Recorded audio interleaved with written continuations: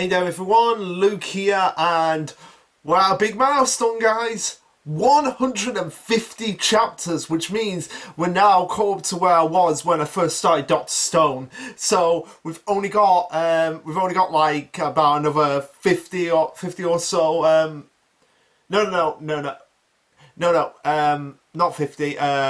70 to go, or something like that. Bottom line is, we're getting there. We are getting there to that milestone of getting over 100 views with Mission Yozakura family. So hopefully that'll be the that'll come and speed by. We've only got like 2 years to go. So if I'm talking about this series in 2 years, that'll be amazing. But yeah, sorry this review has taken a little bit longer to get out. I was just tired yesterday, so I figured, hey, I'll do it today. When I'm more energized to talk about the chapter, because whoa, this is a battle chapter. You can't go wrong with a battle chapter. And yeah, some of these chapters I was like, oh my god, this is so cool. Really hoping we get the anime announcement this year. So yeah, without further delay, let's just dive right into this. So yeah, like I said, it's chapter 150, titled Touch. I would make a joke here, but no, I'm not going there. Instead, I'll just do, you've got the touch, you've got the power. When all hell is breaking loose, you'll be right in the eye of the storm. What was the name of that band?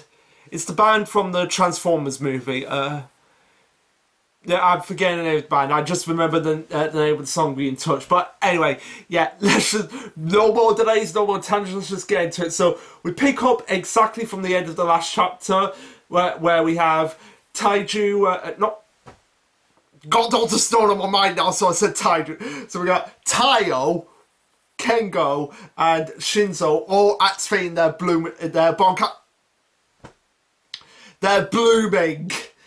Bleach reference there. Which, by the way, Control Chaos, go and watch, when it finally gets up this week, go and check out our Bleach video that we did on Bleach Chainsaw Man, the anime adaptations. But yeah, again, no more tangents, Luke. No more tangents. Now something.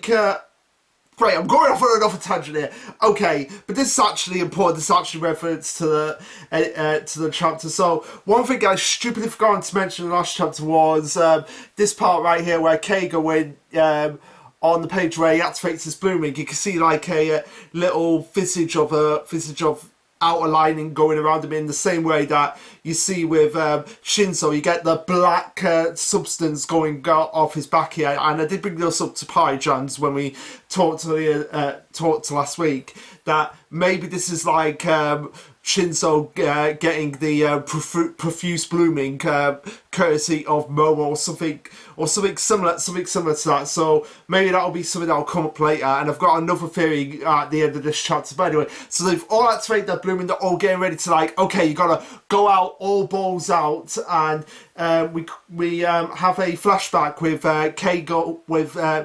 Kengo and Taio discussing the strategy, because it seems from where we are in this chapter, from where we are in this flashback, that this is after, like, Taio has decided, like, no, I want to fight Shinzo, and Kengo's been like, okay, yeah, but I'm going to fight him alongside you. So this is where they're actually coming up with their strategy, being like, look, there's one thing we have to critically do if we want to save Shinzo, and basically Kengo wants to do what Taio did for Karichi, which is basically get in there and be able to touch him, because they both know that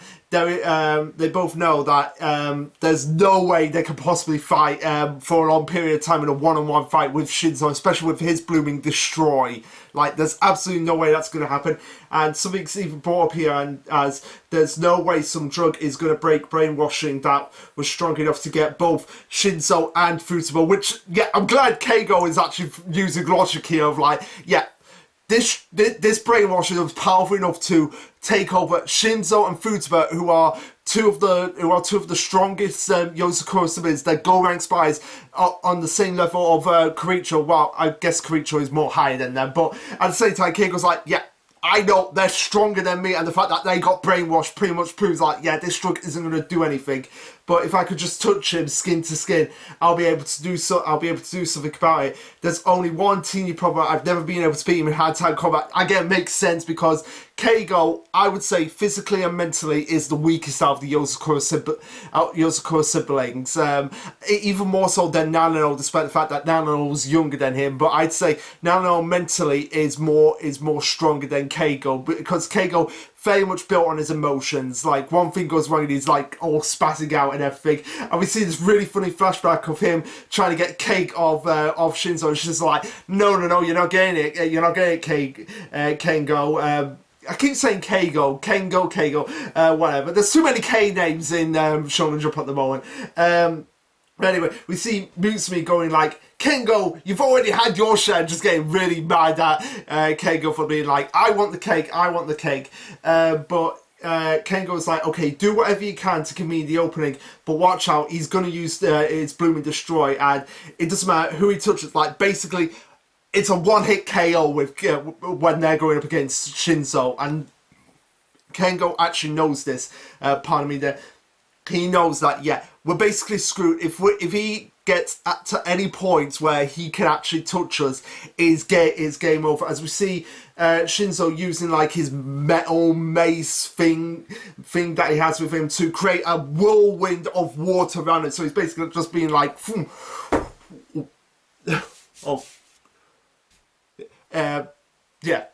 let's just go with that and touch the ceiling. But yeah, so basically doing this to create like a massive typhoon tornado wave thing on them, as he's almost being able to touch Kengo, as he's like, Kengo's always been weak around his neck, this will knock him out.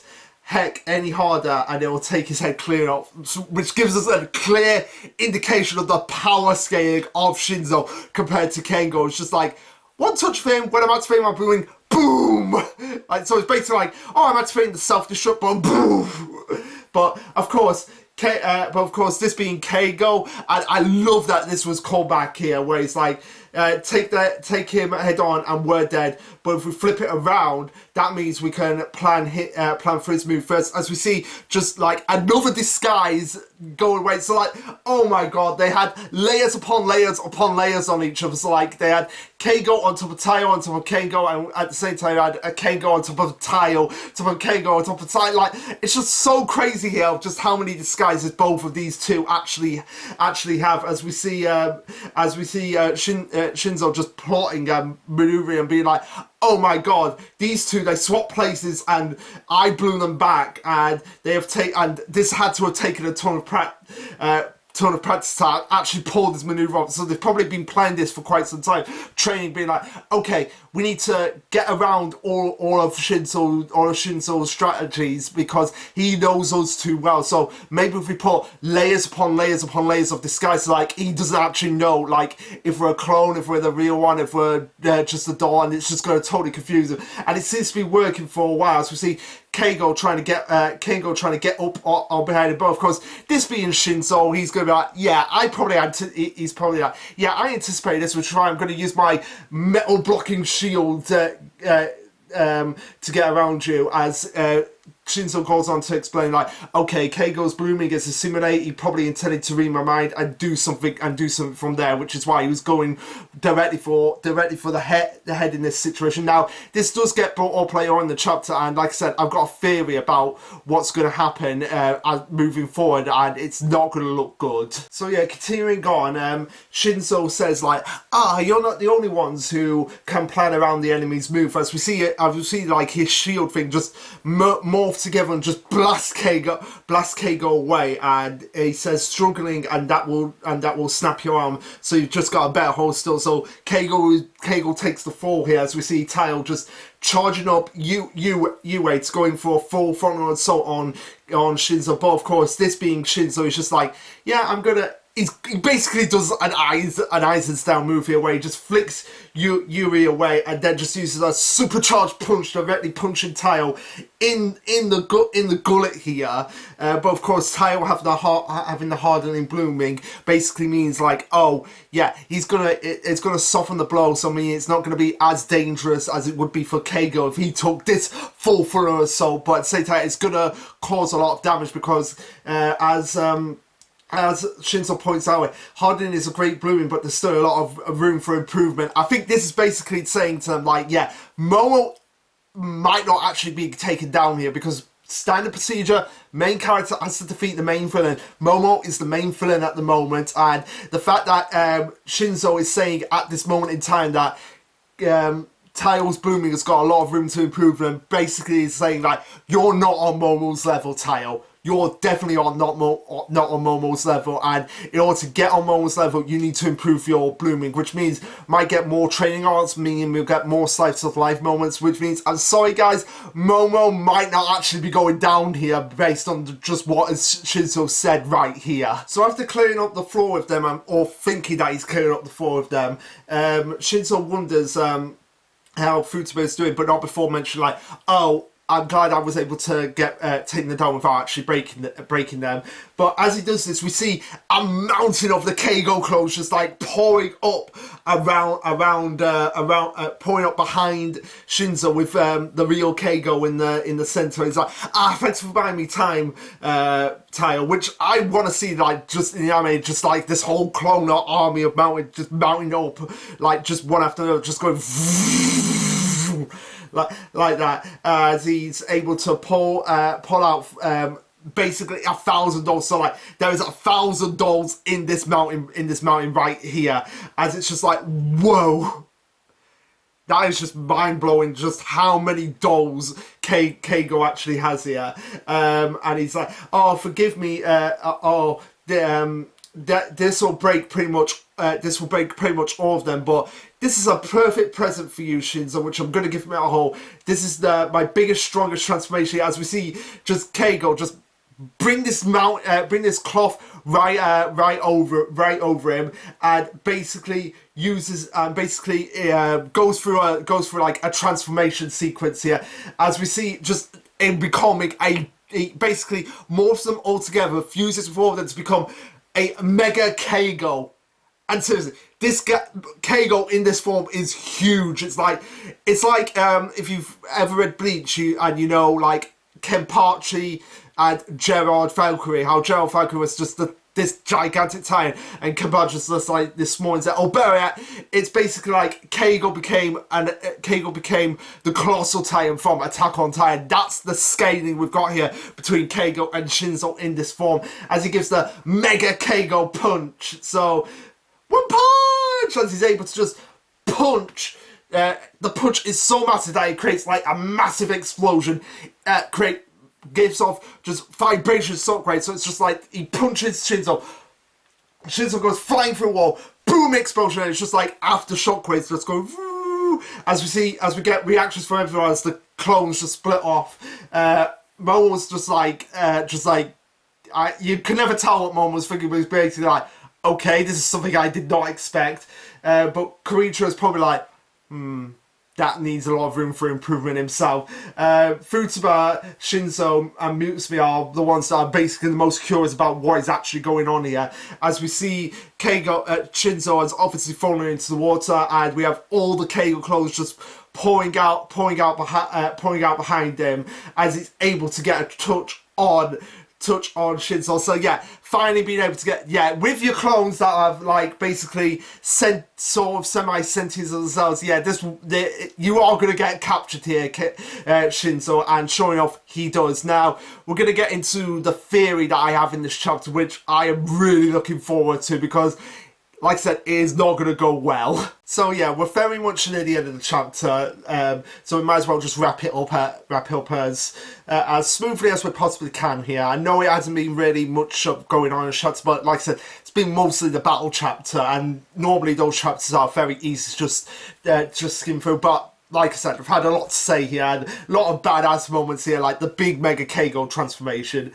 So yeah, we'll get onto it. So we have Kengo actually grinning as he's able to like, oh great, I've gotten a hold of you. It's hard to move underwater and you'll still be in shot for a second, and but that's fine. This is all a while for this one incident. As we see, the fact that they've got the Blooming's at frame means that Kengo's able to like get inside Shinzo's mind, and he's like, oh, I'll bring you home here. My blooming is assimilate. Not only does it allow me to read people's memories, but if I can touch them skin to skin, I can share my memories with them too.